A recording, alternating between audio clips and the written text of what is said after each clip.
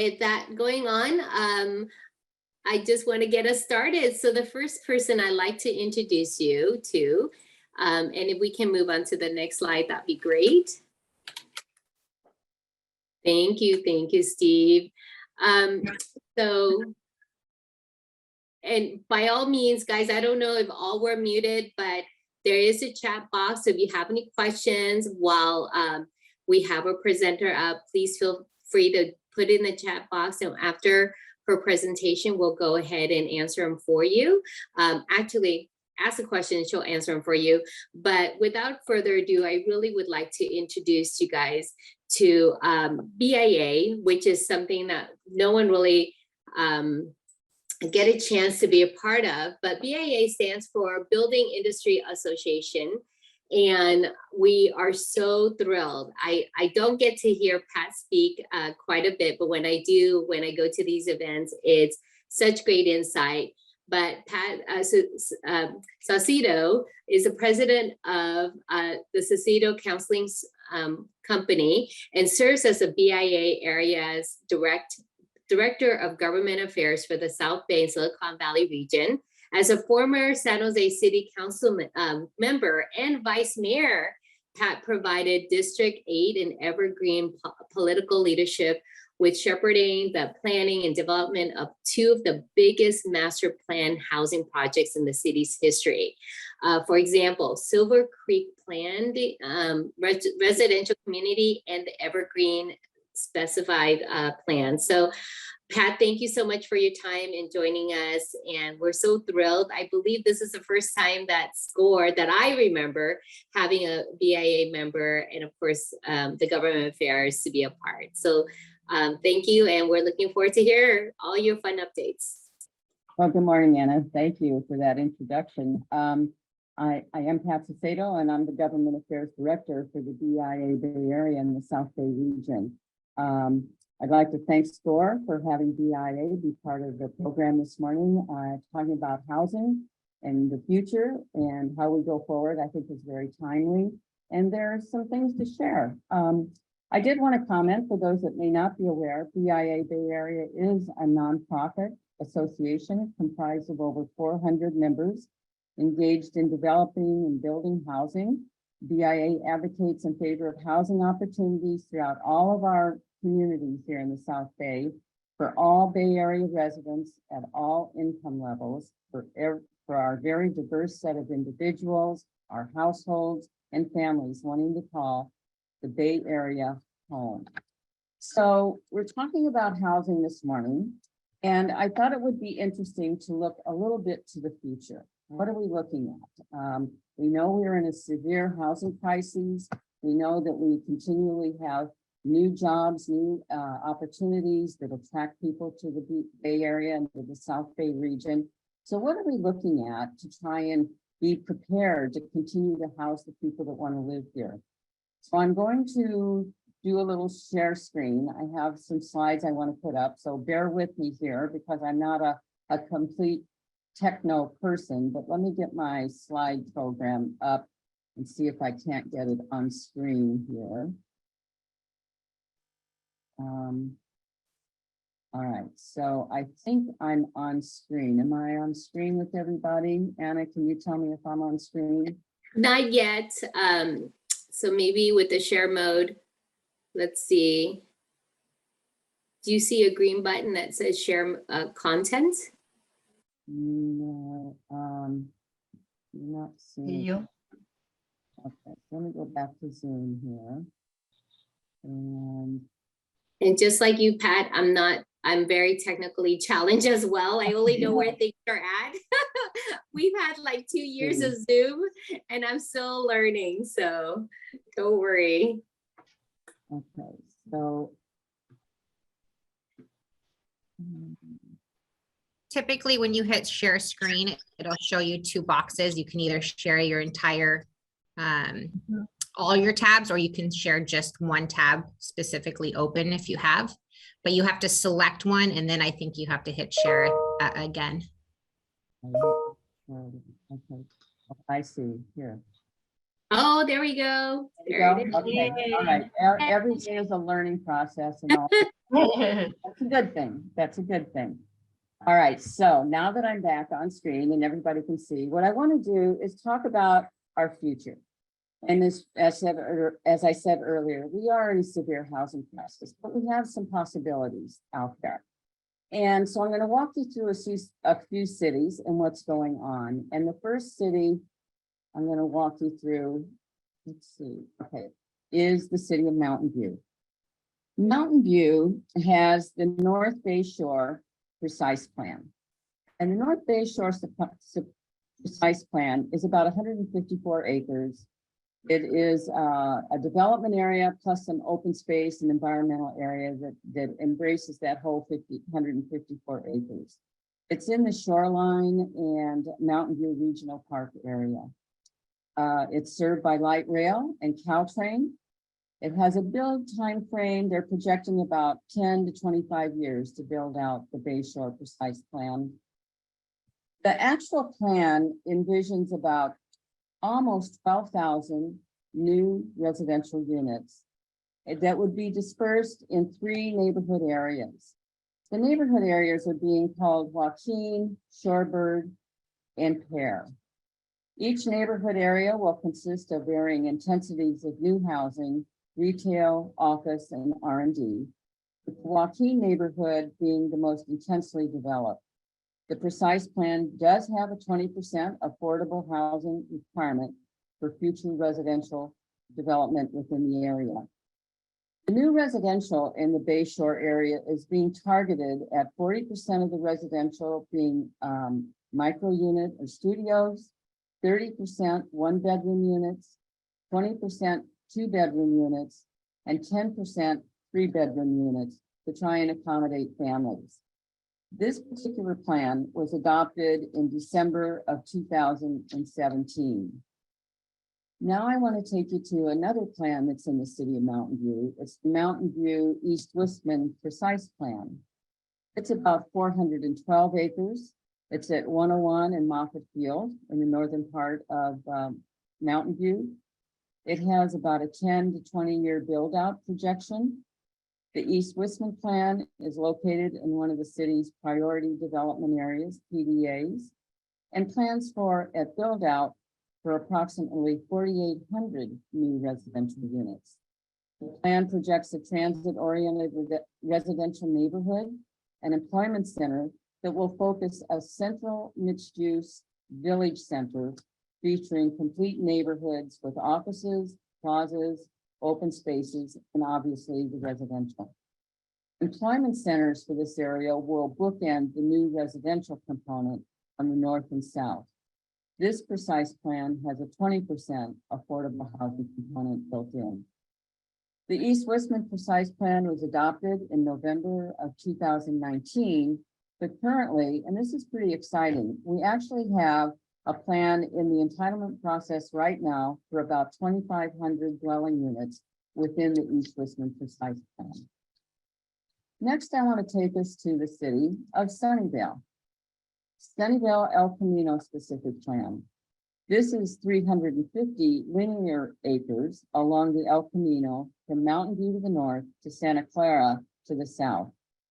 The city decided to generate the El Camino plan utilizing the guiding principles of the Grand Boulevard Initiative, which you may have heard about, to improve the performance, safety, and aesthetics of the El Camino Real. They are projecting about a 20 to 30 year build out for this specific plan. And the plan envisions an additional 6,900 new residential units over their current and existing conditions along the El Camino. The plan targets mixed-use development at medium or high-density ratios with new residential placed above, behind, or adjacent to non-residential uses. The plan also envisions for sale, rental, affordable, and senior disabled housing. They are going about this with the concept of node areas for development. They'll have the Bernardo Gateway, which is in the north end of the El Camino, the Civic Center near where the current City Hall near Matilda Avenue, the Orchard District, it'll be between Cezanne Drive and Fair Oaks Avenue, and the Three Points neighborhood, which is in the region of Wolf Road. The council adopted the specific plan for the El Camino just this past June of 2022. Next, I want to take you to another project in Sunnyvale, and that's the Sunnyvale Moffett Park. Moffett Park plan is about a 1,200-acre site in North Sunnyvale, which is bounded by 237 and 101. In May of last year, the council authorized the city to study the updating of the Moffett Park specific plan and turn it from a suburban office park to a mixed-use urban village with enhanced neighborhood centers providing employment and recreation and residential focusing on transit access. The Moffett Park plan proposes 20,000 new residential units with neighborhood and employment centers. The Moffett Park plan will offer a mix of choices and affordability for all demographic and social economic diversities through a range of all housing types, including for sale, rental, disabled, senior, and low-income households. The Moffett plan is utilizing what they are calling a districted concept, with activity center and residential districts having housing densities of between 70 and 150 dwelling units per acre. They also will have mixed-use districts with residential and office, and then office districts focusing solely on jobs and employment development. The Moffett Park specific plan commenced in May of 2021 and is targeted to go to council for adoption in early 2023. Next, I want to take us to the city of Santa Clara. Santa Clara has what's called the Tasman East Plan. It's about 45 acres located in an existing industrial area bordered by Tasman Drive and Guadalupe River. It has a time frame for build out of about 10 to 15 years. The city envisions 6,000 new residential units as a high density residential transit oriented mixed use neighborhood with retail and commercial serving uses being incorporated into the development.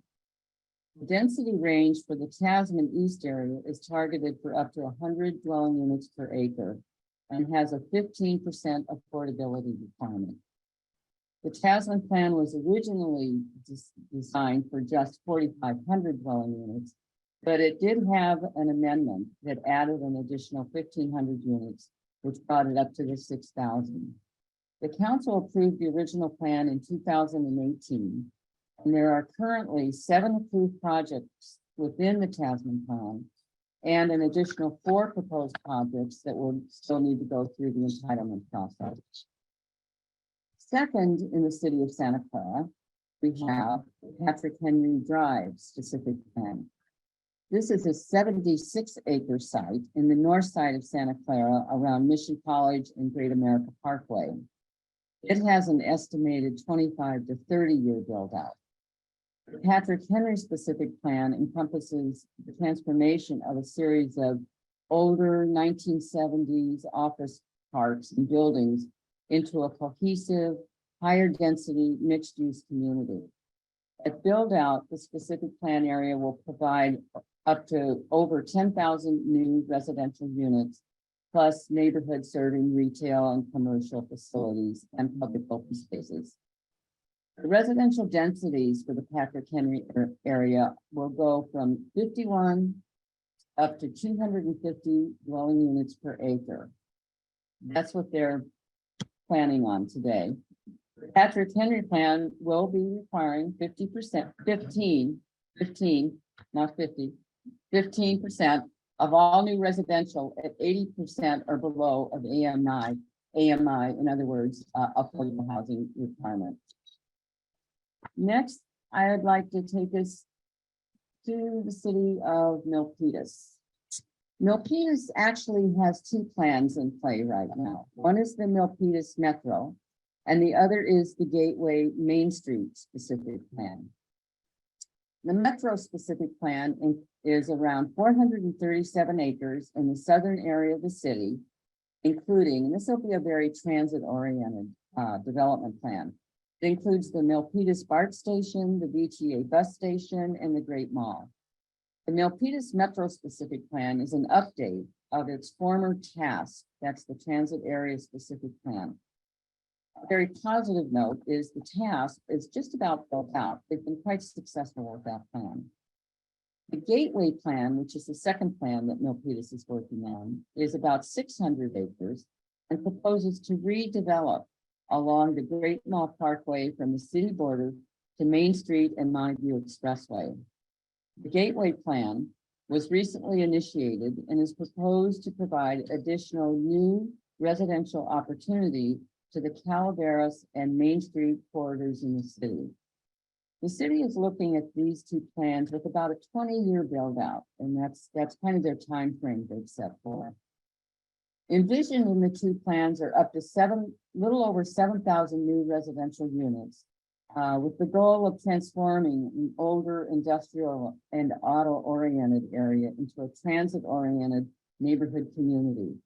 The city has a 15% affordable inclusionary requirement and is also planning to apply what is called affordable by design metrics in order to maximize the greatest potential for housing. The Metro Specific Plan proposes residential densities in the range of 45 to 85 dwelling units an acre for the mixed use, 85 to 250 dwelling units per acre for what they are calling boulevard mixed use areas, 30 to 40 dwelling units an acre for multifamily housing, and up to 85 units per acre for very high density multifamily. The council adoption for the Milpitas Metro Plan is targeted for later this year, by the end of 2022. The Gateway Plan is currently in play. It was initiated recently and will continue the process through adoption through 2023. And then the last city I want to talk about, one of my favorite cities, is San Jose. San Jose has a plan in play, actually for a little over 17 years now. It's the North San Jose Area Plan. It's bounded by IA-80 and 237. I'm sure most all of you are very familiar with it. It is it aligns directly with the major spine of the South Bay's region's light rail system. And as I said, it's 17 years and counting. It was originally adopted in 2005. The original plan visioned 32,000 new residential units, in addition to office, industrial, retail, commercial, and hotel development. The first 8,000 units have been approved and they've been built. There now sits 24,000 future residential units still waiting to be able to come in, have projects applied for, and housing be developed. We still currently have a lawsuit in play by Santa Clara County against the city of San Jose over the North San Jose Area Plan, growth area plan. The goal of the city right now is to allow that 24,000 remaining units to get developed in phases. And each phase would consist of 8,000 units at a time to be released for project development, entitlement, and moving forward. But as I say, it's 17 years and counting, and hopefully we'll see that lawsuit be resolved and we can move forward in North San Jose. So I've brought several of our local cities into play and some projects. We've got Mountain View, Sunnyvale, Santa Clara, Milpitas, and North San Jose. And of those plans that I've talked about, we're looking at over 90,000 new residential housing opportunities that are available. This does not include San Jose's urban villages. It doesn't include the city of Cupertino, Morgan Hill, Gilroy, Campbell, Palo Alto, any of our other cities, or any other infill projects that may be in play, or anything happening in downtown San Jose. So when you look at this number of 90,800 units, you have to go, wow, we can do this. We can meet the challenge of the housing crisis. It's there. It's in our ability to solve this problem. And that would be the hope, because we do have the resources. We can build these units and we can make this happen. However, there's always a however, and the however is the challenges that we face to get housing approved and move forward and go from concept and plan, adopted plan, to actual housing in the ground and available to the community. Some of the challenges that we consistently face are in the political realm, just as two things: turnover of elected officials. You can have a council that sits and they adopt a Mountain View North Bay Shore, or they adopt a Sunnyvale Moffett Park. But when new people come on board, on occasion, you will have new elected officials say, I would like to revisit this. I don't think I am in agreement with what was approved in the past. We need to look to a different way of building out our community.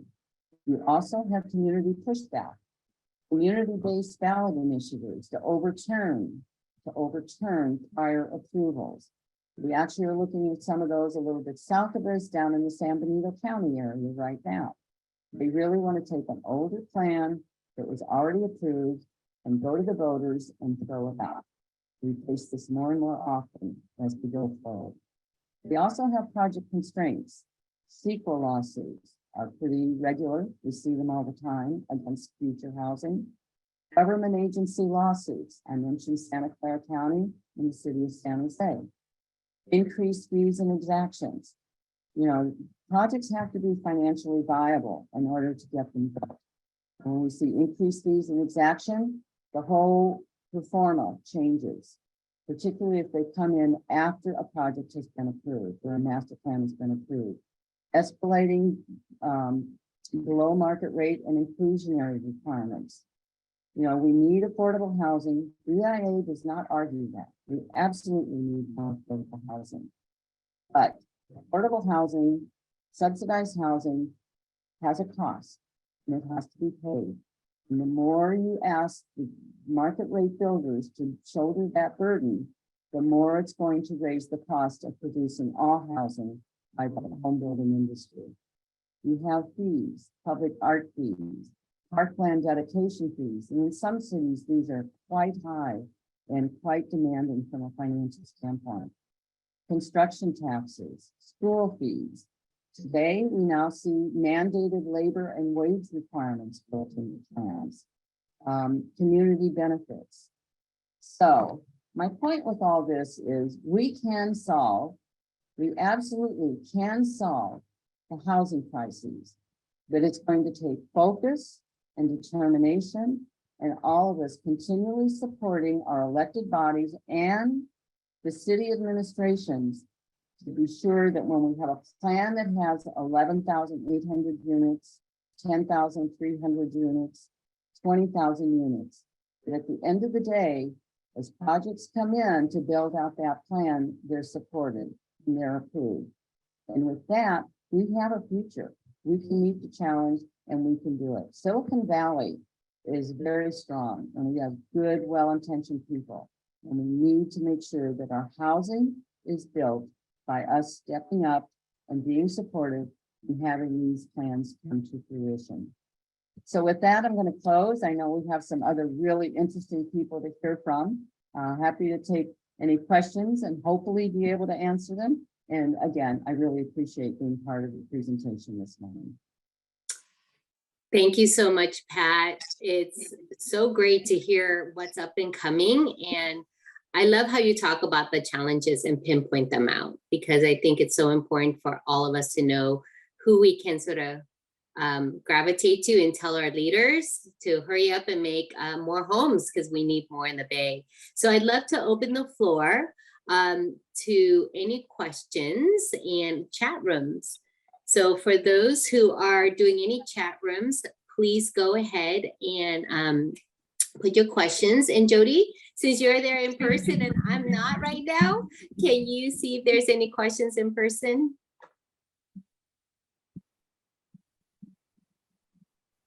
Hold on. They won't hear you. Sorry, I'm using mine so they can hear you. Yeah, I'm just curious. Have any of the projects broken ground yet, or are they all just future plans? For the most Did you hear part, that? Can you hear me? Yeah, go ahead.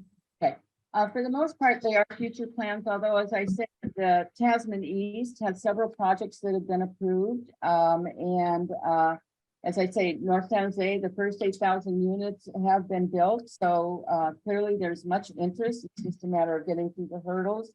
I do believe in Milpitas, as I mentioned, the one plan that they are doing now, it's an expansion of their original task plan. They were very successful. It's almost all built out under task. And so Milpitas is, I will say, very welcoming. When these plans get approved, they really work very hard to implement them. And I think Mountain View, all of these cities are looking forward, but several of them, yes, they are plans. They are documents right now, but without the document and without the approval, you're never going to be able to move forward to actually build the housing. So again, it's hopeful, but we need to stay focused and be supportive. Thank you. So we have a couple comments on chat. First of all, Craig Barnes wants to say, thank you, Pat. Super interesting information. We have Kujan Sa are asking, are these all condos and townhomes? Well, obviously, it's multifamily. It will be townhomes and condos and apartments. It's really a mix. And as these projects come in, because you approve the master plan, and then various developers that are interested, they will come in and they will submit for approval of their ultimate project. So in some, we don't know, but I do know that several of the cities, most all the cities, they want to see a mix. They want to see rental, they want to see ownership. And of course, market conditions at the time will affect what ultimately gets submitted from a project standpoint. But I think most of our cities really are looking to have a mix of product on the ground and various densities. Some of the lower densities that would be townhomes to higher densities that are apartments, and even some densities that really get into like the single occupancy, the mini unit, that one person may be able to live in. So I think we're going to see everything across the board provided to all these plans. Thank you. There is a question from Craig. He says, Pat, the information you provided, I think it says I would includes a market rate for sales units in addition to rental units and or commercial units. Would you happen to have information specific to the market rate for the sales units?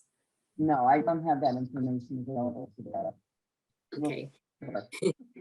That'd be awesome if you did. If I had that crystal ball, I agree. So Lee McKim had asked, are they approving any single family residence? I'll tell you, single family residence is really smaller infill projects, and even those are not the dominant housing type that cities want to see come in the door. And I know for the home building industry, this is very challenging. We've seen many of our builders transition to a higher density product. I know earlier when I was, I forget which city it was, and I mentioned up to 250 dwelling units per acre. You know, it's, we'll see. I mean, things change and that may be very doable. Today, I would say that's questionable whether we're really going to be able to do that in the South Bay. But I do know that things change. But I think one of the things that we do in the South Bay region, and one of the reasons we have great interest still in like Morgan Hill and Gilroy, even down into the Hollister region, is there's more opportunity for single family housing to be built in the future, depending on the local political structure and whether they are going to be supportive or non-supportive of more housing overall and more single family housing. But it is a good point to raise, and there will be many of us that still feel not providing the provision of single family. There's still a demand for it. Sorry, guys, there's an earthquake going on. I don't know if you guys feel that. Yeah, there is. Yep, hopefully everyone's okay.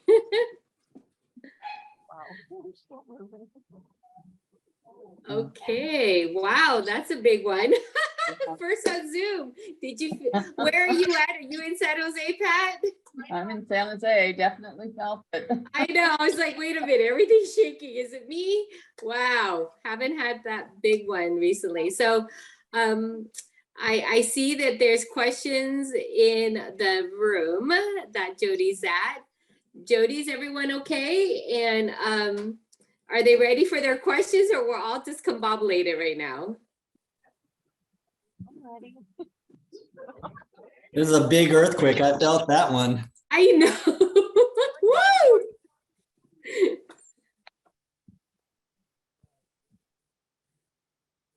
You want me to ask a question? Okay. So Pat, can you hear me? I can. Okay, great. So thank you so much for being here. Yeah. Thank you so much for being here. My name is Liz Puga. I'm just curious, you had mentioned there were a few cities that were not in the plan, like Campbell, Urban Village and other areas. I'm just wondering why those were excluded from the plan there. Well, it's not a overall plan. I cherry picked some plans that are currently in play. Oh, okay, I see. Yeah, every city obviously has their own game plan for future housing. Mhm. And so I just picked some of those that I know that I'm familiar with, Oh, and okay. a number of other, like I mentioned, San Jose's urban villages. I mean, they Yeah. play for what, 10 years now or something like that.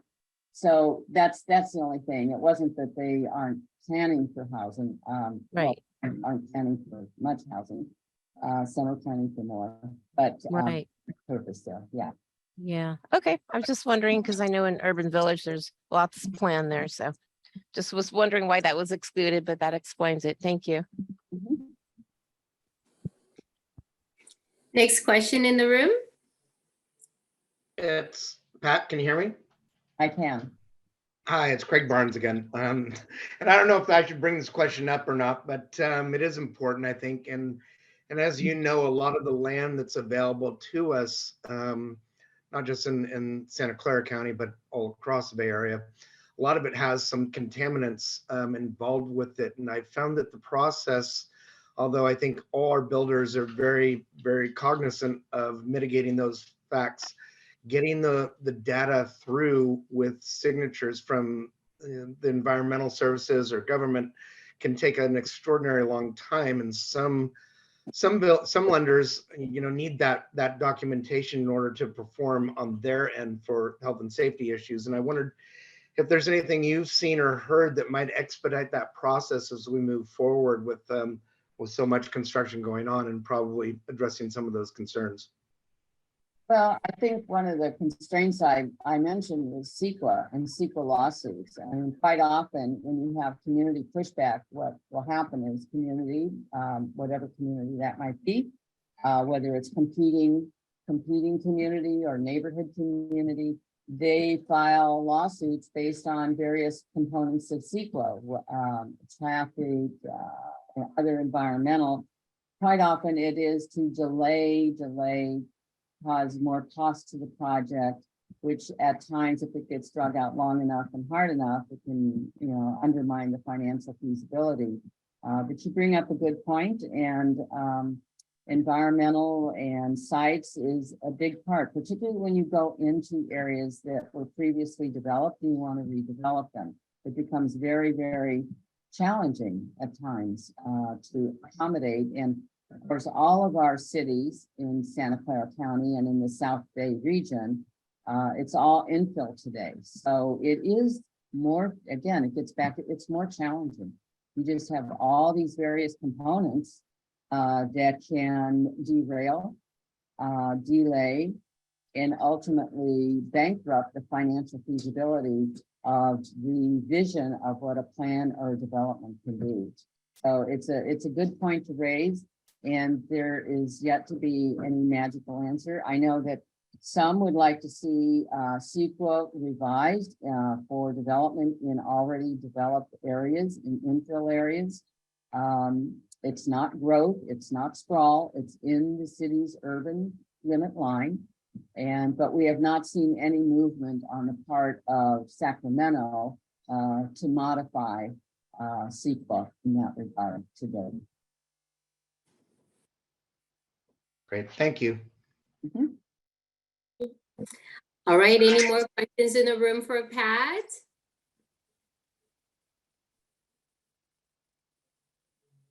I think we're just all in shock about the earthquake we just had.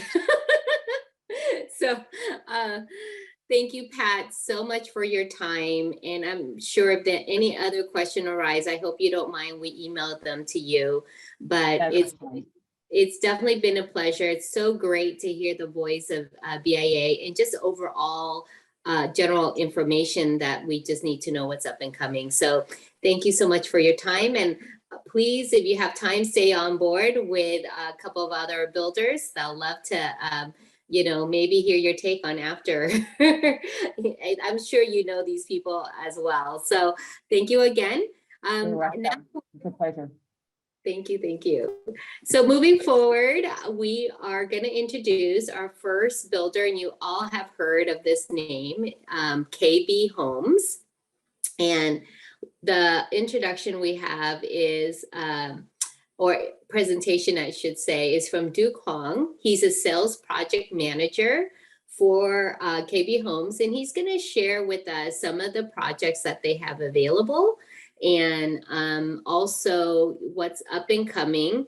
But I don't know if you guys see his slides, but there is a slide that we have his information, but also with him and a big old fish he just caught off of, I think it was Catalina, but he'll have to tell you all of that. He caught my favorite fish, yellowtail. So Duke, please come aboard. Welcome. Thank you so much for joining us. Thank you, Anna. Thank you to SCORE for allowing me to participate. It's always a pleasure. Hope everyone's doing well out there. Just got back from Catalina Island, did a little bit of fishing, and boy, fishing is tough. In both in fishing and in sales. I think everybody is having their challenges, and I just wanted to share with you guys on what we have to offer to overcome those obstacles and challenge, and hopefully help you guys catch a big fish, because every sale is a big fish to me nowadays. That's very funny, Duke.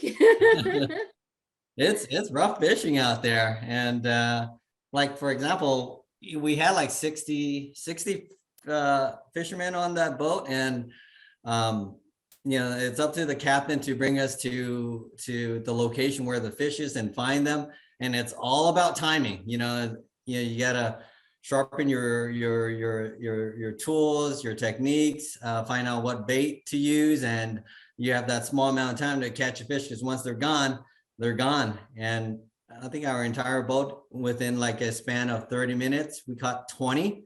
Not everybody is able to catch the fish, but just kind of like an analogy to sales nowadays with real estate. A lot of things is about timing. And if we have the right tools, we have the right exposure, because right now our pool of buyers had shrunk, and everybody know the reason why. Interest rate has gone up. Folks that can qualify for much more last year, a lot of them are unable to qualify. But I'm gonna share with you what KB and our community down here and our lenders, what we can do to help ease that and help you guys catch more fish. I'm going to share with you our screen. So for those of you that never worked with myself or my team, I've been with KB Home for more than 18 years now. KB Home, it's well known. We're a public traded company. We've been in business for over 60 years.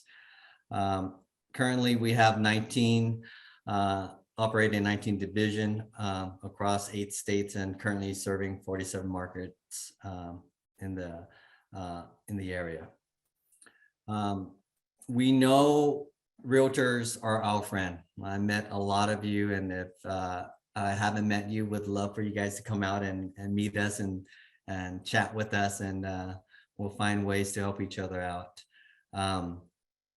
We try to make life as easy as possible to our realtors friend, because we know we have a lot of challenges nowadays. So we don't want to complicate things. We try to make it as easy as possible. And if you guys haven't worked with KB Home before, all you have to do is just register your client either by email. I can do it by text too. If you guys are too busy with open houses, we would love for you to accompany your buyers to come out and visit us. But if you're busy, we're more than happy to register them for you. Currently, down here in Gilroy, in Glen Loma Ranch, we have a master plan community. And we know all our real estate agent right now is starving. So we're paying big money, big commission. And if you can see my screen, it's 4% right now. And we have quick move-ins. Anything that can close by the end of November, we are paying 4% of the base price of the home.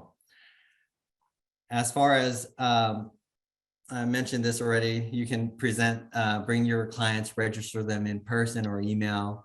The things that we do a little bit different from other builders is we try to keep you guys connected to what's going on. So once your client is in contract with us, we give them a weekly update on the progress of the home, on the process, on the loan, on the closing, and we copy all of our agents so that they are aware of what's going on. Our in-house lender is KB Home Mortgage. I have Tim Lamb, along with Mark Shaheen is our preferred lender. Those two are our partners, and we do have incentives, and I'll go over that with you if you were to choose either Tim or Mark to partner with us. Okay. For your clients, high quality, personalized new homes, we have homes that are ready to build for next year as well. All of our homes, we have the 10-year limited warranty. What's a little bit different is our manufacturer warranty compared to other builders. We give a 2-year versus the 1 year. All of our homes are Energy Star certified. Our homes here in Glen Loma Ranch all have solar, along with a lot of other features that we can go in detail with you and your buyers once they visit us. But I myself, I have Debbie Garcia, Christine Aroso, Carolina, Tim and Mark as a team here to help both you and your clients. As far as customer service, customer satisfaction, we're actually #1 in the entire Bay Area. So customer service is very important to us. We want both you and your clients to feel welcome, to be 100% satisfied, make it a great and excellent experience. We want you guys to be happy. Next slide, Glen Loma Ranch. Just if any of you haven't gone out here yet, we're located in Gilroy. It's about a short 30-minute drive from San Jose, in a very nice community. It's in a master plan community called Glen Loma Ranch. We have 3 neighborhoods out here. Asher is our single-family, single-story home. We have 2 left. And just to give you a little insight, these Asher homes, we have homes that recently closed in March, April, as high as 1.46 million. And because the market has changed, we have 2 left. And the 2 that we have are fully upgraded. And I'll go a little bit more detail, but the price startings for the Asher unit, it's about 1.1 million. So we have made some concession. And basically, we just want to close out this community. There's 2 left, quick move-ins. So hopefully, if you guys are interested, have clients are interested, have them come on by. We have Alina as well. Alina is our single-story and 2-story single-family homes. I heard a question earlier for Pat regarding single-family homes. We do have them out here. So you have clients who are looking for single family homes, have them come on out down here and give myself or my team a call. For our first time home buyers program, we do have town style condo homes out here, which is our Ascent community. Pricing will start for a 2-bedroom, single-story home, townhome, in the low 700s. And then our larger 3-bedroom townhomes goes up to a little bit over 2,000 square foot, 3-bedroom with a bonus area. And we have some special there where you're right under 770. 770,000 for the purchase price. As far as the single family home, 3 to 5 bedroom, 2 to 3 bathroom. We have both 1-story and 2-story homes, 1619 square foot to 2252. We do have some lots that are oversized, where it gives you, a 30 to 60 feet setback from the house to the fence. We do have gated and non-gated homes in different locations. HOA for our single family is really low. You're looking about 120, 130 at built out. These are our Alina here, or our gated community. You don't have a neighbor behind you. It's nestled between mountains and dry creeks, where you get a lot of outdoor space and views. So if you have a chance, come on out here, take a look. The pricing that I'm showing you guys here is basically off our price sheet. This is with our incentive that we're giving. The home is fully upgraded, starting at $995 for our smallest unit.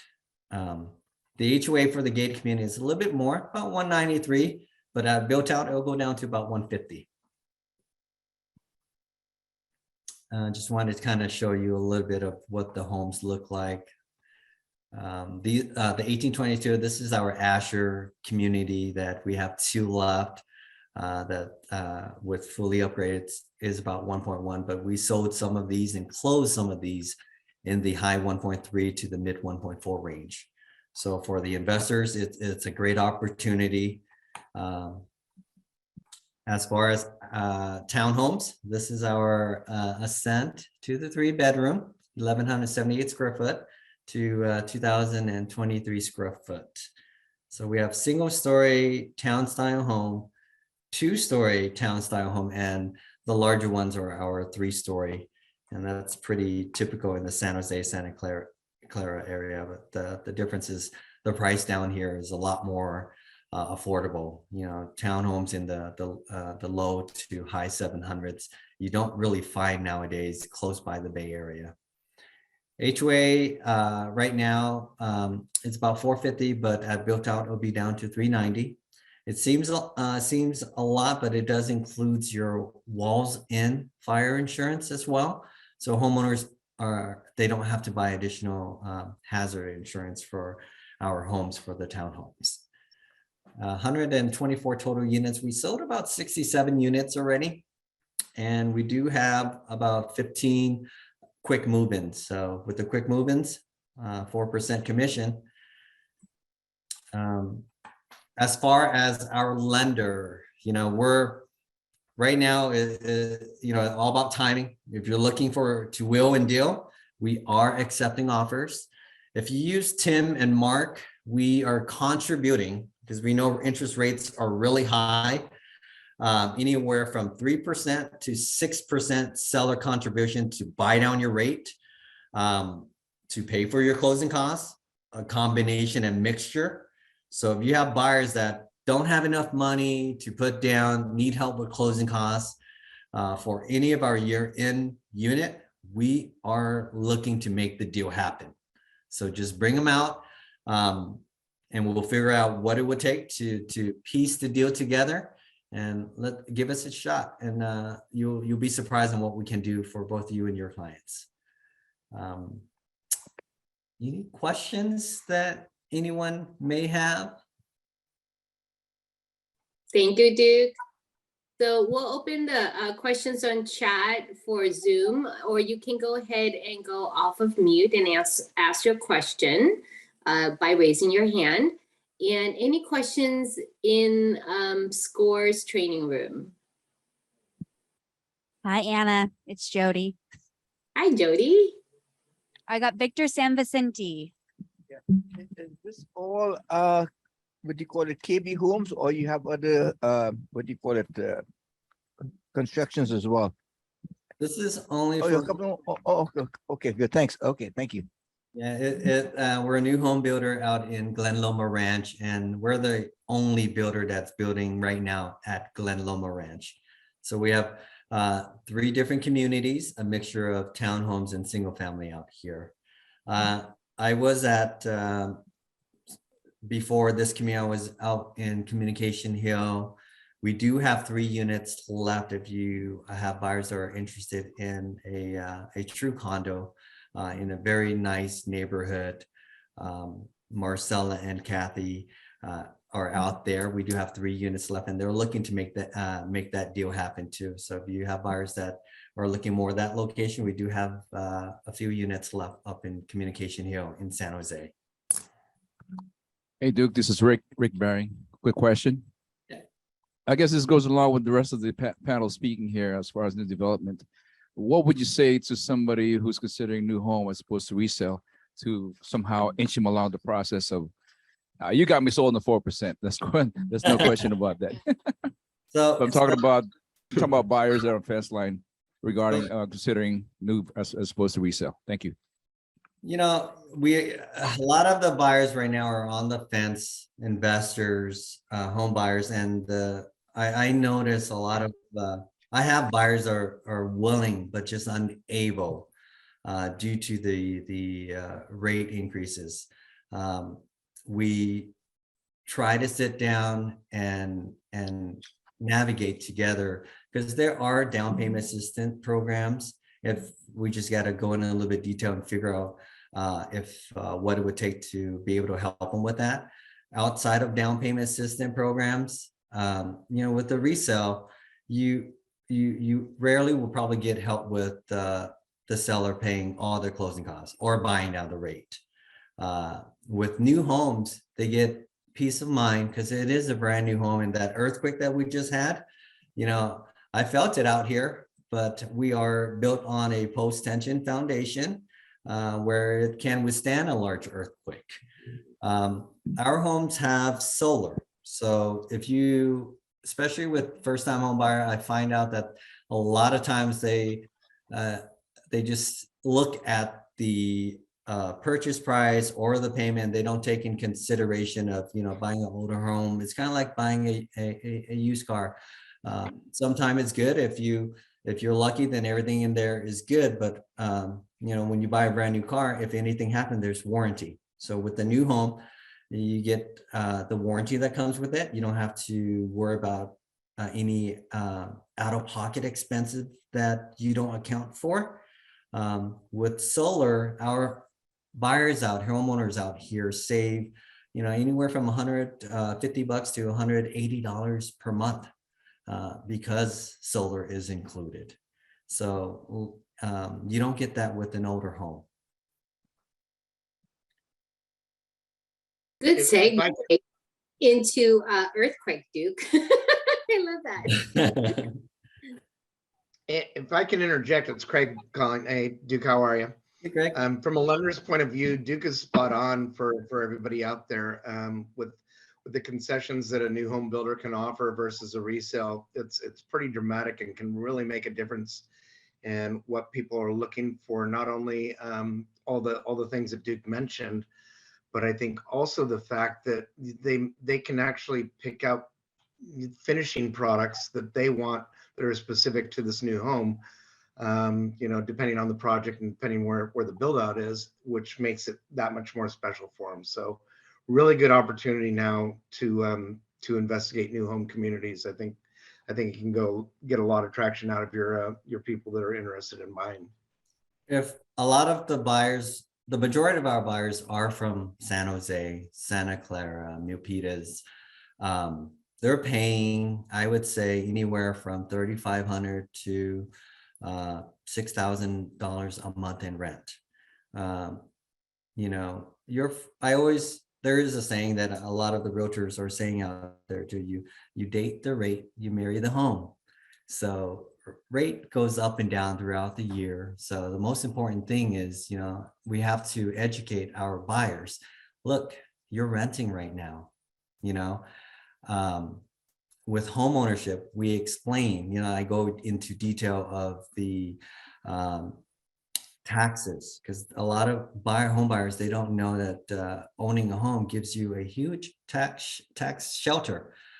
It's huge. And if you calculate a rent versus buy, if you're paying about $5,000 a month and you get a mortgage of $5,000 a month, you know, with 5% down, based on like a 800,000 purchase price, you know, it's scary for these buyers because they're looking at the gross number. So, you know, when you bring your clients out here, myself, Tim, and Mark, we gap that difference for them because they just see the gross, but the net after your tax savings, a lot of our buyers, they save an extra $1,600 a month because they paid that much more in taxes. You know, we show them the difference with solar compared to what they're renting right now, what the cost for them on energy. You know, with the new home with solar, you don't have to account for that in energy, so it is an additional savings to them. And then, you know, we go into home ownership. We know that you know, a lot of investors out there, they don't put they're finding ways to park their money right now. You know, rent goes up every year regardless how the economy is going. So owning a home gives you you know, in the long run, that housing, it shows in our past that homes hold value. They go up and down, but in the long run, you hold it long enough, just like any stock, it's a little bit more secured. It's a way to combat inflation. Inflation right now it's really high at 8%. You know, I always give personal example. You know, during as soon as COVID happened, you know, everybody was scared. Everybody was freaking out because oh no, the economy is crashing. But you know, the opposite happened. You know, I bought a townhome in right when COVID happened. You know, but I trust that the housing market in the long run goes up, and you know, rent goes up, and it worked out. And same thing right now, everybody is in fear. You know, they're like, we don't know how low it's going to go. Well, the truth is, no one really knows. There is an opportunity here. Imagine if the interest rate was still low, you would have to overbid. You have to fight for it. Now you're actually getting discounts. You're getting help. You know, so it's all about timing. You're renting. You know, get yourself in a home, and you can always refinance later. But here with Mark and Tim, we're looking to buy down that rate to make it more affordable for your buyers. Thank you, Duke. Any more questions for Duke on the project in the room or in chat before we go over to Tim Lam and Mark Shaheen for any lenders updates that they can provide us? But you know, give us a chance. Bring your clients down here. You don't, and I'll show you. To show you what we can do. You know, you'll be really happy with our team out here. It's awesome, Duke. And I gotta say, I remember the time where there were waiting lists, right? And getting that lottery, and people were so happy. So times have changed quite a bit. We do have a question from Margarita, and she is asking, when is the next release? And do you know where maybe? As far as at Glen Loma Ranch, we're released out. So for our single family home, I have homes ready now until probably spring or early summer of next year. The townhomes we have now until probably at the end of summer of next year. That's when we're expected to be built out. So if your clients are looking for a home now versus later, we have options for them. Now would be the best time if they're looking to look for a great deal. We're buying down the rate. If they're not ready yet, we can get them qualified and lock in the rate now too.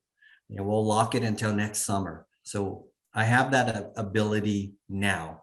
Things change really quick. So, you have buyers that are sitting on the sideline, have them come by and take a look, and, based on a one-on-one, we'll see what we can do to make it worth their while and fit their needs, because we're here to cater to both you and your buyer's need. If I can do it, I will.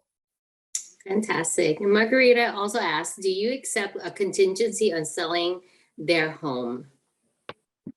I will. So we can go a little bit offline. We don't, but as long as they list, we can take a deposit, a lot hold, and we'll give the buyers and yourself 30 days to list your home. Once the home is listed, the deal is continued until you sell your home. So we just got to pick a unit that fits within your timeline, and we'll make the accommodations. Thank you. And can you just reiterate again, that 4% really co-op is phenomenal. I think you guys have the highest percentage I've seen in a builder as of to date. But also, can you reiterate again how a realtor would need to work with you and to make sure that's captured?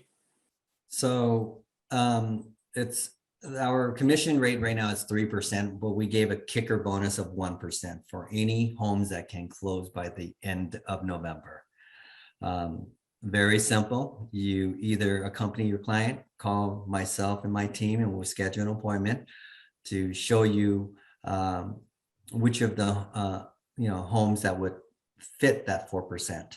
We have plenty between the three communities, so I'm sure we'll find something for them. Or you can, if you're too busy, just email us your client's name, what they're looking for, and we'll do our best to cater that, whatever their needs are, to both you and your clients. Fantastic. And then we go over the contract, we set all expectations, review everything with the buyer. So we just want our realtors to bring us your clients, give us a shot. Awesome. And the address for the Gilroy homes? We are located on 1495 Windsor Place in Gilroy, California, 95020.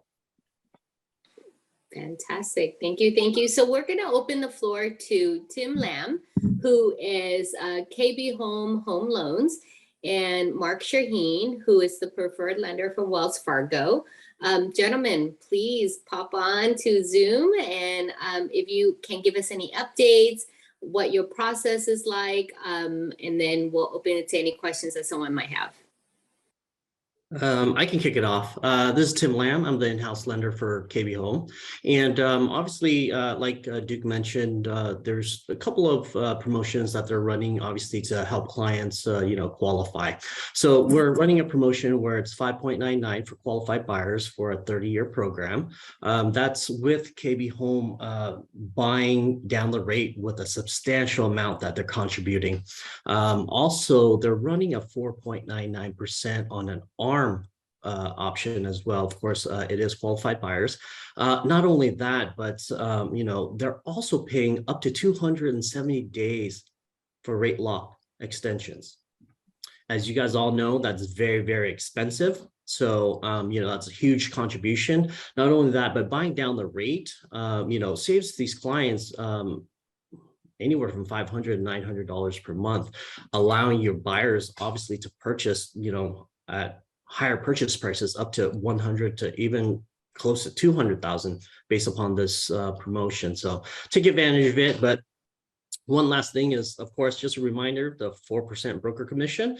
One is it's a win-win for the buyers for the promotion on the rate, and it's a win-win promotion for the real estate agents bringing in the clients as well. So bring in your clients. Thank you, Tim. Mark, when you're ready. Oh, you're on mute, my friend.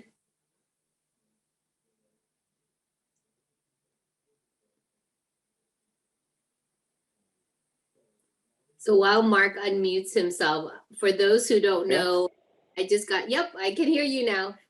Just to let you know that we had, guys, was in Los Gatos. That's where it was centered. And it looks like it's between 1.5 to 1.1 to 1.3 on the Richter scale.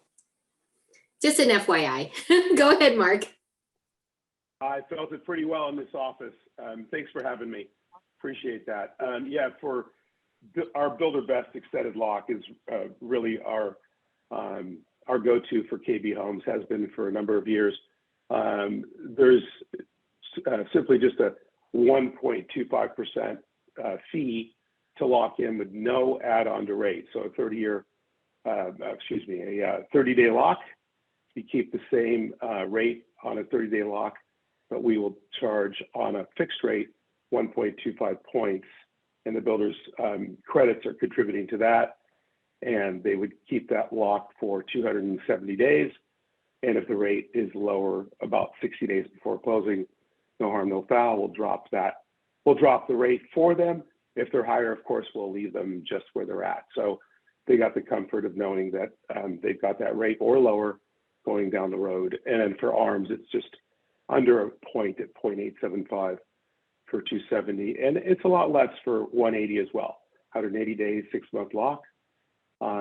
So we've got it covered for you. And the buy downs from KB certainly help. It's taking care of the extended lock as well as the closing costs and so forth. KB is very generous and very accommodating for the customers as well as for the lenders. So come on by, see Duke and Tim, and we're here for you. I just want to give a little shout out to Anna as well. She actually closed one of our recent deal here too. Thank you for all your help, Anna. Oh, thank you, Duke. You know what I gotta say though, Mark is the best out there, and I'm sure Tim is a great addition to it. So thank you for that. So any questions anyone has? I'm sure, most of you guys are probably wondering where the rates are at. Call your lender. They'll tell you. I'm very specific, but love to entertain any questions before we go on to our next presenter. Is anyone in chat or in the room?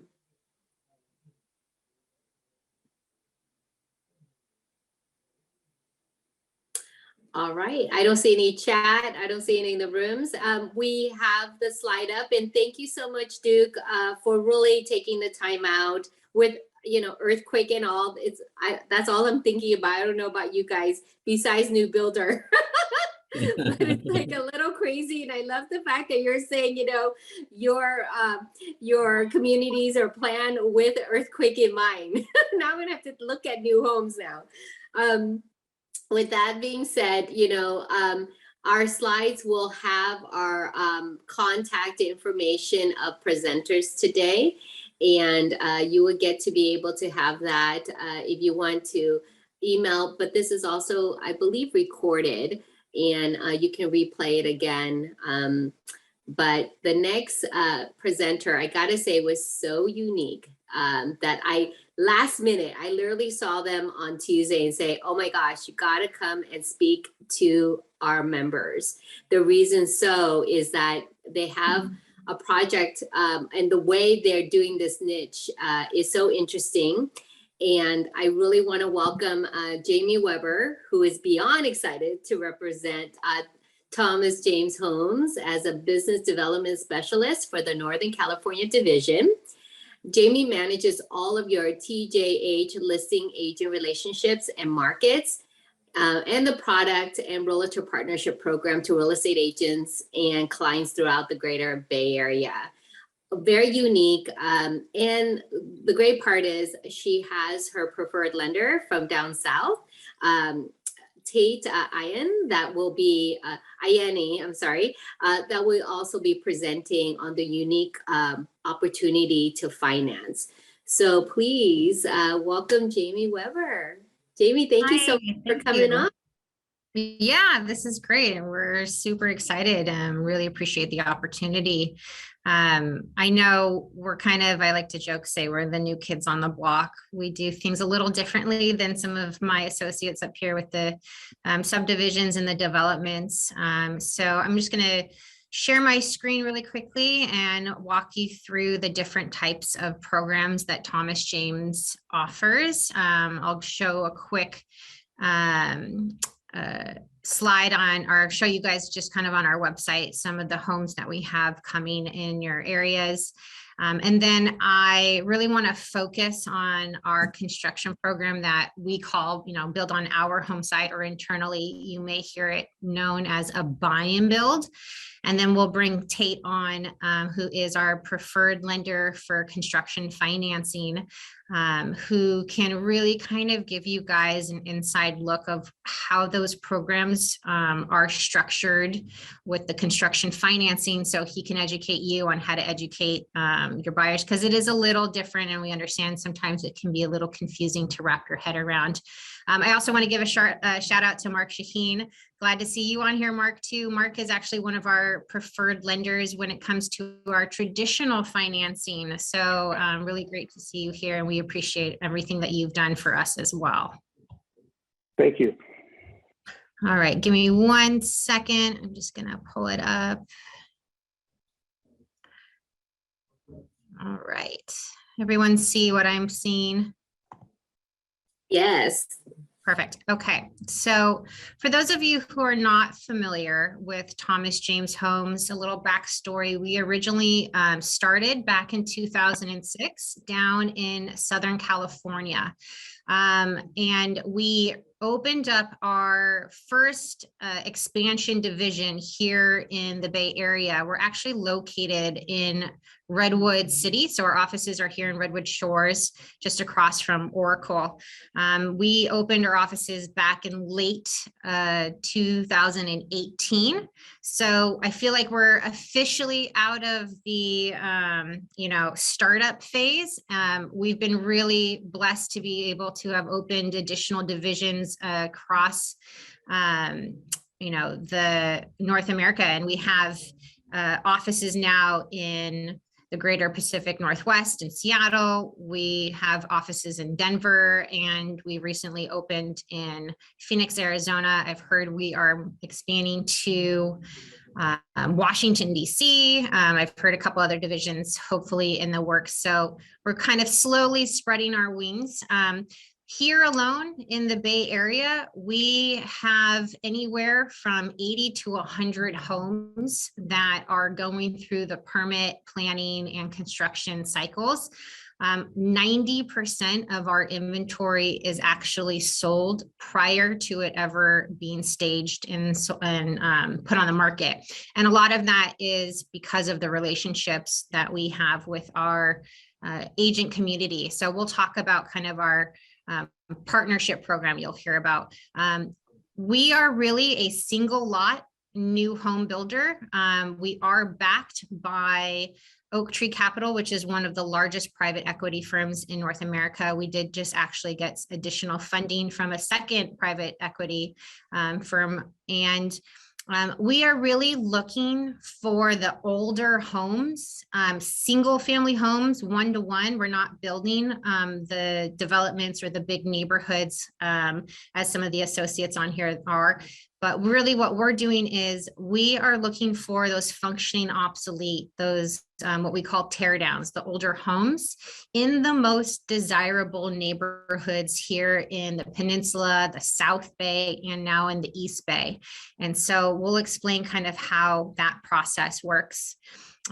One of the benefits with working with Thomas James is we are a production builder. We are a volume builder. And so a lot of that value add is in that predictability. We are allowing clients to lock pricing in up front.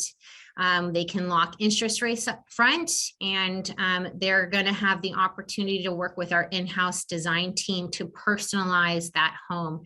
And so we do also save you time, right? Just knowing that you have access to any of our in-house sales team, which means that you can reach out when you have a client you're looking for because we don't actually advertise all of our inventory at the same time on our website or even on the MLS. So just know that you've got a sales associate at Thomas James who can give you access to those 80 to 100 off-market single-family homes in the most desirable locations where your clients work and want to live. We consistently pay 3.5% commission on the buy side, as long as those buyers purchase one of our houses prior to completion. So this is something that we always offer. It's not an incentive. It is something that is built into our process. So as long as you bring us a buyer prior to that house being completed, you will earn 3.5% commission on the buy side. So we offer a couple different ways to purchase and work with Thomas James. So as a client or a buyer, you can purchase one of our homes that is near completion or already completed. So for a fast move-in, these would most likely be the houses that are staged and on the market. As an agent, as I mentioned, as long as we haven't physically ordered staging, that's kind of our internal cutoff. If we haven't ordered staging and we sell that home right at that last leg, you will still earn 3.5% commission. Otherwise, it typically just goes to the standard 2.5%. But there are still benefits to purchasing early. You know, we've been talking about, we don't know where the market will be. We don't have a crystal ball, but chances are when that home does get staged and it does go on the market, they sell very quickly. And typically the price is a little higher than if the clients were to lock their pricing in now. So there's still benefits, right? Lock your price in. You can prepare for your move, right? Maybe you don't get an opportunity to personalize the finishes because the house is nearly completed, but maybe you want to get some closet inserts. Maybe you want to have some window coverings done. A lot of those third-party trades are also really busy and they have really long lead times. So this is an opportunity for you, for your clients to be able to kind of plan for that. If they need to move money around, right?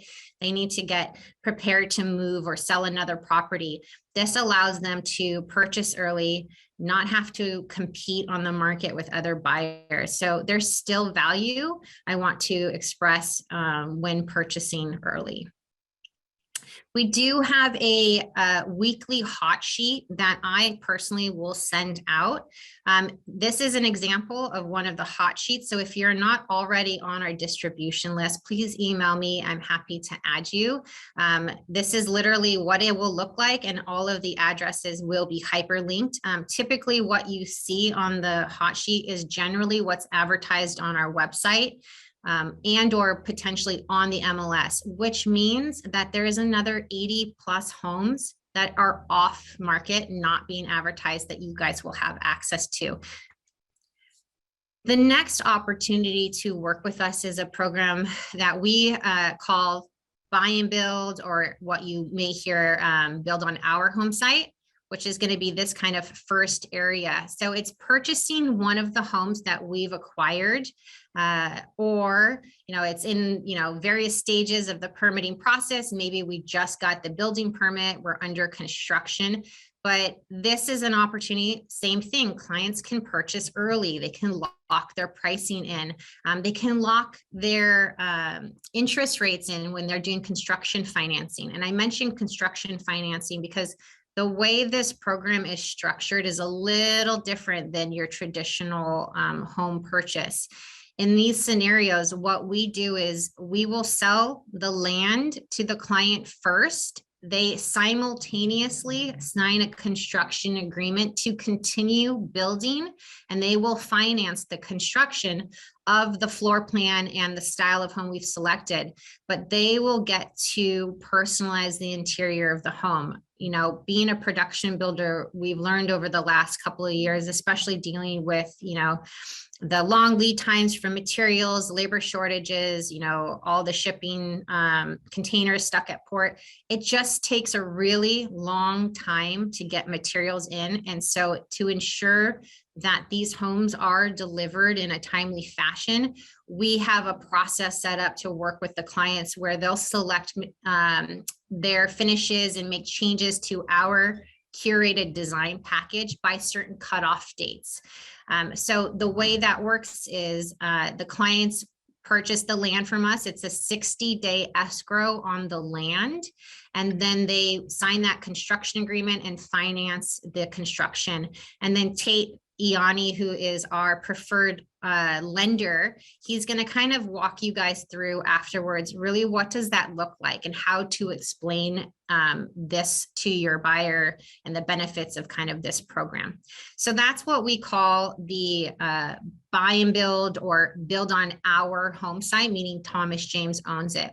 We also have this other really unique opportunity for you, the agents, to still service your clients who maybe they love where they live. You've shown them 20, 30 homes, right? They're kind of teetering back and forth. They can't decide, do I want to buy a brand new home? Maybe I'll just stay where I'm at and I'll remodel, right? You're doing all of this work to try to find them something to purchase. And in the end, at the last minute, they decide not to do anything, right? So this is a way for you to still service them. This is a referral program.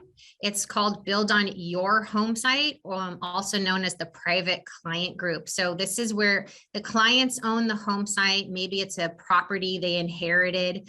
But the idea is that if they love where they live, they don't want to move, they've got equity in the home that they built for years. You know, their kids are already in the school system. They're not wanting to move them out. They would select one of our library plans. Same idea, they'll work with our in-house design team, and they're basically just hiring us almost like a general contractor, but we will build them a brand new house. Something to just touch on again, being a production builder, we only do new construction. Unfortunately, we don't remodel, we wouldn't flip or leave an existing wall up for tax benefits. For us, it's important to do brand new construction, but for you, the agents, it's a referral business. So all you have to do is send us an email introduction to the client. You are more than welcome to stay as involved in the process as you'd like. We will send you the referral agreement. We'll send you a W-9. If and or when the client signs the contract and the deposit is received, we send you a $50,000 referral fee.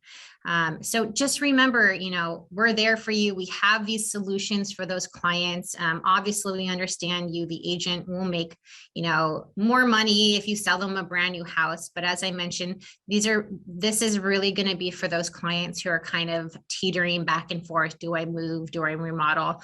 Even though we technically don't remodel, we still find value in having conversations with those clients. We actually would not be out there looking for the home sites for them because maybe they're interested in doing this program, but they might not already own the land. So when we get those clients introduced to us in various, forms, they may not have representation. So that's also an opportunity for you, the agents, to pick up referral business because they need to have representation, obviously, to purchase a lot. So we would do our best to educate them on what to look for if they really do want to work with Thomas James. We also have a really amazing acquisitions team who's out there searching for home sites for us to purchase. But there's an opportunity too. We try to get creative, right? We want to work with your clients. So if they're having a hard time coming across a home site to locate, to purchase, we could go back to our acquisitions team and say, hey, I got this client who's looking to build a house in San Jose and they can't seem to find a lot to purchase. Is there anything that maybe we passed on for various reasons? One of the examples I always give is sometimes we will pass on a home site that's directly across the street from a school.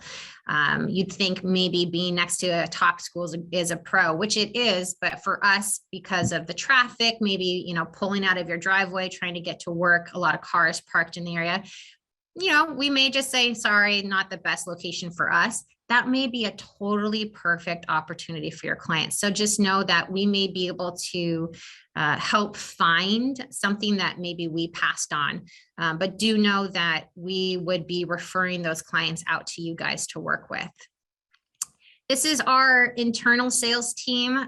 These are the gatekeepers to all of that off-market inventory. So as I just mentioned, please reach out to us anytime you guys have clients looking for a new home, just in general.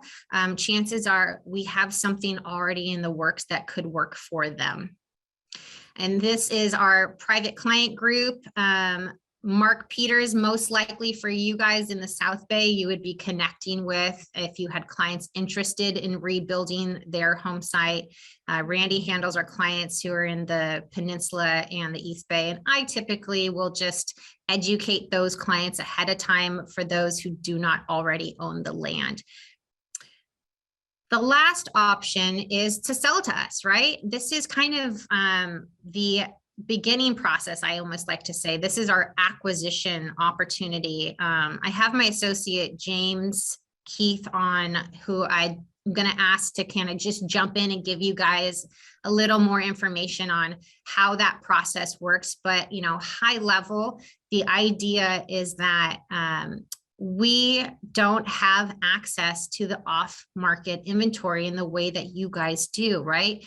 You guys are the local experts. You've built the rapport with your clients. So what we're looking for is the opportunity to have that off-market home site brought to our attention.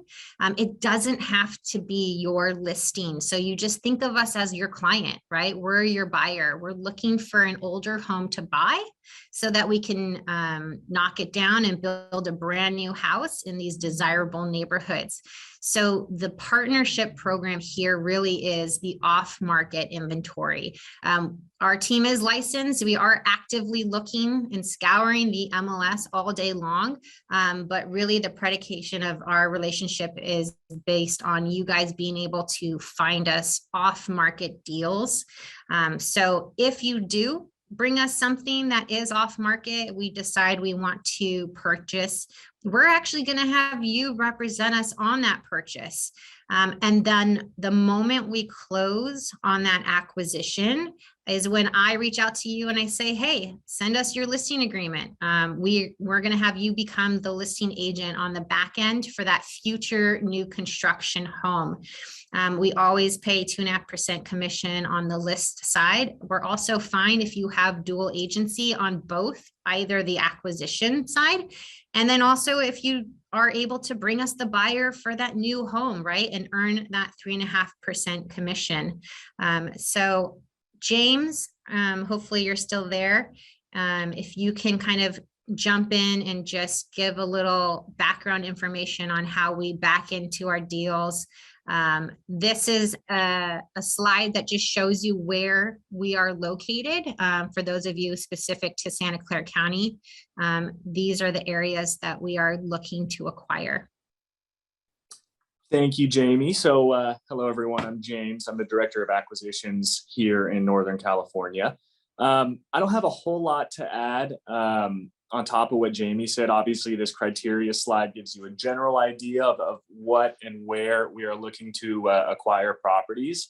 I would encourage any agents here that would like a more detailed or in-depth introduction to what we're doing to reach out to me. You can email me. We can schedule a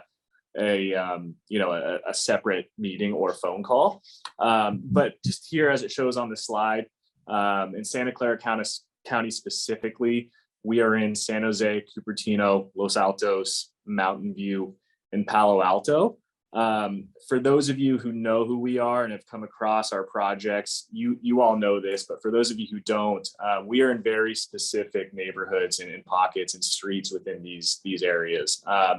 While we are a production builder, make no mistake about it, we build a beautiful product, and it does look and feel like a custom home. And, you know, I think our average price point across our portfolio is about $4 million, just to give you an idea of what we build and kind of where we're playing.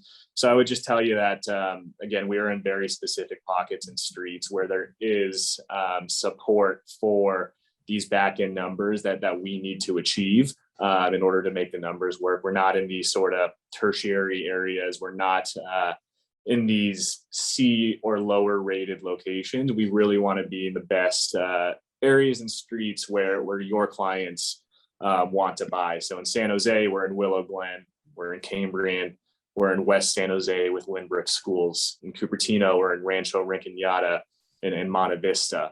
In Palo Alto, we're in Midtown Palo Alto, Old Town Palo Alto. You know, all the areas that both you and I know to be the ones that are in demand. Our goal is to put a library plan on every lot that we purchase. We have a vast library. It's got almost 100 plans with varying elevations. So with that, we want a very specific type of lot. I wouldn't say very specific type of lot, but we just need to make sure that the lot lends itself for us to be able to put one of our plans on the lot. So with that, it's got to be flat. Don't really do a ton of hillside building, or don't really do a ton of work that involves a lot of retaining walls or significant excavation or soils import and export. We like our lots to be as flat as a pancake, as we say. Smallest lot that we would buy is about 5,000 square feet. That is the size that fits our smallest library plan. And then we certainly avoid these busier streets and locations, whether it's backing up to an expressway or a freeway, or it's on the corner of a busy street. Again, we want to be in the best locations where there is support for what we are proposing. Last thing I would say is we are a very data-driven organization. So with that, we are very aware and conscious of the comps that are trading in our markets daily. We are not comfortable being a pioneer or a trendsetter, or coming in and saying that we're going to be the record setting or high water comp. We really like to slide into where it's already been proven, whether it's something that we've sold ourselves or somebody else. So I would just tell you that, you know, if we're coming in saying that this new home that we're going to build on a lot in Willow Glen is going to sell for $3.5–4 million, we need to have an anchor comp that we can point to that shows that is achievable. We don't like speculating. We don't like factoring in market appreciation into our underwriting. So I would just keep that in mind, that you know, you might hear from me at times that numbers just don't work or the comps aren't there, even though your intuition, my intuition can tell us that this is achievable. If there's not a data point that we can rely on, it's going to be difficult for us to pull the trigger on something like that. So again, there's a whole lot more that we can discuss. I really would encourage anyone on this call to reach out to me separately and schedule a meeting to go more in depth. Just to give you just to give you an idea of the volume that we do. So as Jamie mentioned, we opened our doors here in NorCal in late 2018, early 2019, really started buying in 2019. We've acquired over 250 of these single family homes, and we've sold and delivered over 100, meaning we have 150 active job sites and active projects that are going through various stages of permitting and construction. So in a peak market, we're buying anywhere from 8 to 10 homes a month. That equates to about 100 homes a year.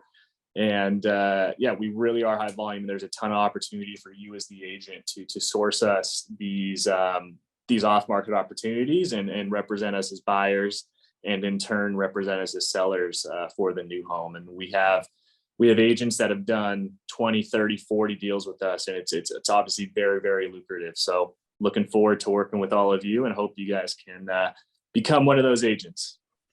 Thank you. Awesome. Thanks, James.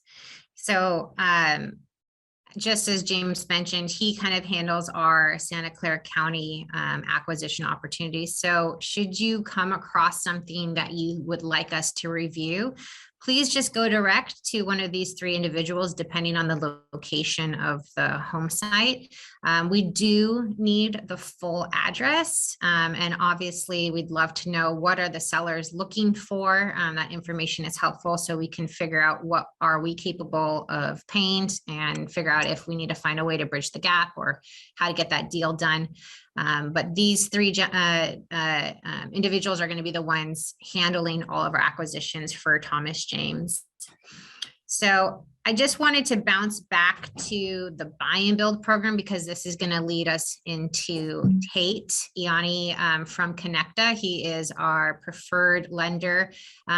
They are actually based out of LA because that's where we originally started. So Tate is very comfortable with the homes and the price points up here in the Bay Area. I would say the homes that we are acquiring and those future prices, our average price to home is probably somewhere between 3.9 to 4.2. We do have homes that are just south of 3 million and can go up to about 8 million. So just know if you guys are representing buyers, that's 3.5% commission on $4 to $8 million home. So just to bring it back to that buy and build program, the idea is that we take that full retail price, high level, we're kind of having the clients in theory pay for 2/3 of it up front and finance the remaining third. They're still gonna pay that full retail price in the end. The benefit for you guys as the agents is you're getting paid your commissions based on the full retail value of the home, not just on the land that's closing in 60 days. Our business model is based around pre-selling our homes, but it's not fair to you, the agents, to only get paid on what we sell at that time of escrow, which is the land.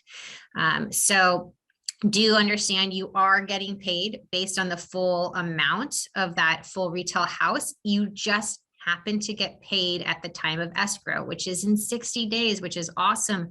You're not waiting 2 years for this house to be built.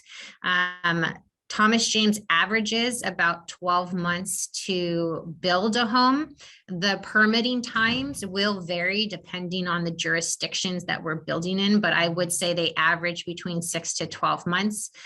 San Jose tends to be one of our faster jurisdictions as far as permits, anywhere from 6 to 8 months. And then the longer periods, maybe Los Altos up to 11 or 12 months. Jurisdictions that do have a design review will obviously take a little longer to get permits, but that's kind of expectations for timing. So I'm going to just pass the baton to our preferred lender, Tate Iani, who's going to kind of walk you guys through what does construction financing look like for a buy and build, because as you see, it's what we say, it's a two-part kind of transaction, but it's still one contract. And I believe with Tate, it's same kind of process, a construction to permitting loan. Okay, thank you, Jamie. Can you guys all hear me? Yes. Okay, great. Thank you so much, you guys, for having me. And obviously, I'm actually from Northern California, and I've been down in Southern California for quite a while, but very familiar with the area and excited to kind of share with you guys what we've got here today. So what I'm going to do is I'm going to share I know that it's towards the end here and everybody's got a lot of information that they've been absorbing, but I think that you'll find this interesting. I think when it comes to lending, there's some people that are maybe a little bit more comfortable than others. I want to try to give you a high level of it. And then, just know that if you want to learn more, I'm happy to share more, because at the end of the day, I'm in the loan business, but when it comes to this program, I want to do as much educating as I can, because as an agent, we want you to be comfortable speaking with your client and ultimately comfortable with the Thomas James process and product, which is so great. So let me just share this and we'll go through this together. Let's see here.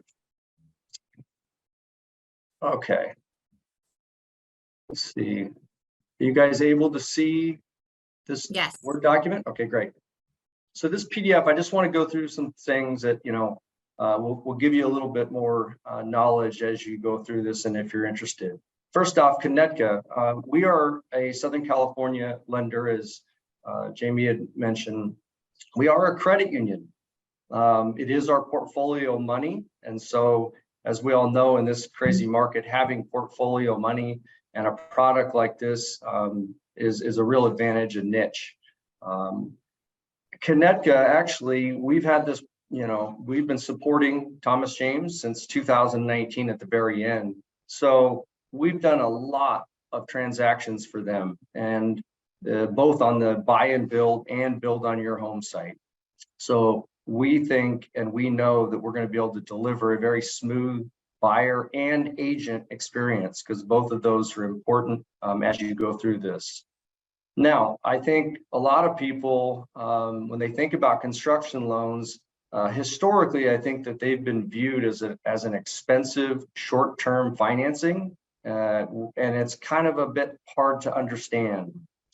I actually was part of the team that helped build this product here at Kinetica in 2018, and have been doing construction loans with them since. We think we've created something pretty special because it's a one-time close construction to permanent loan program. So this solves all of the previous concerns.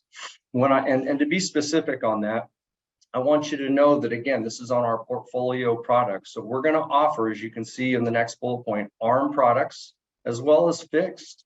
So we also have no point and lender credit options. But the key is people say, well, Tate, how is the rate different? Does the bank or the credit union potentially want to charge a higher rate during construction because potentially there's more risk for you? It is the same rate. In fact, it's basically the same rate as our normal purchase loans. So we don't, it's very aggressive pricing, and it is the same rate during construction as when it's done. Because when the home is done, we simply convert you to the principal and interest payment, and your loan is set. You don't have to do anything. However, if, and I loved the phrase earlier, what was that? You marry the home and you date the rate. So with that, yes, we have some ARM products that people are taking advantage to get into the home, and then we'll see where the market goes down the road. Our product is for owner occupied and second home. I have provided you here just the loan to values for the owner occupied only. And as you can see, it's pretty aggressive. So we're going to do 80% loan to 2 million, 75% to 3 million, 70% to 3.5, 65 to 4, and 60 to 5. So let me say this in a different way so that it makes a little more sense. For instance, if someone was buying a home for $4 million with Thomas James, then we would say, okay, we'll do 75% loan. So that would be $3 million. And then they would bring in 1 million at the close of escrow. Okay, so like Jamie alluded, this isn't a situation where you have to really wait to become the owner and all of that. We're going to be able to close it today, hopefully with the idea that if rates go up, you're going to be locked in and protected, but yet you're going to have all your long-term flexibility after the home is built. And you'll be able to refinance, or we even offer a free rate float down. So that's how a little bit of the big picture. Again, as Jamie said, the buy and build product, it is a situation where we close the loan in 60 days in the escrow. They become the owner. We actually put the loan on, and they may not have knocked the house down yet, but we will help and facilitate the draw process through, and they'll have this permanent financing at the end. A lot of people say to me, Tate, boy, that's really, how in the world does your appraiser do this? You know, how do they actually come up with an appraisal for a home that hasn't even been torn down? So what happens is we send the appraiser out with a full set of plans and a budget. And they're basically going out to that site knowing that they have the renderings, they have all the drawings from the architect, and they're going to appraise that home as if it was built today. So it'll look exactly like a traditional appraisal done by a very experienced appraiser in Northern California, because we've done numerous deals there. The appraiser will go out, and the appraisal report, many of you, when you look at those appraisal reports, on page 2, the appraisal says as is. Well, there's another box next to it that says subject to completion. So that's the kind of appraisal that we're actually lending off of. So that's how that works. Now, a lot of people want to know, well, Tate, you know, how does it work? Because, you know, the house isn't built. Well, the client's only going to pay interest only payments during the construction period based on the amount outstanding. Because remember, we're going to help fund Thomas James via the down payment along with any initial draw, but Thomas James isn't going to get all of their money on the build until the project moves along and the home is built. So some people also say, well, how does that part work, Tate? Does it, you know, do you just send Thomas James money periodically so that they can keep building the house?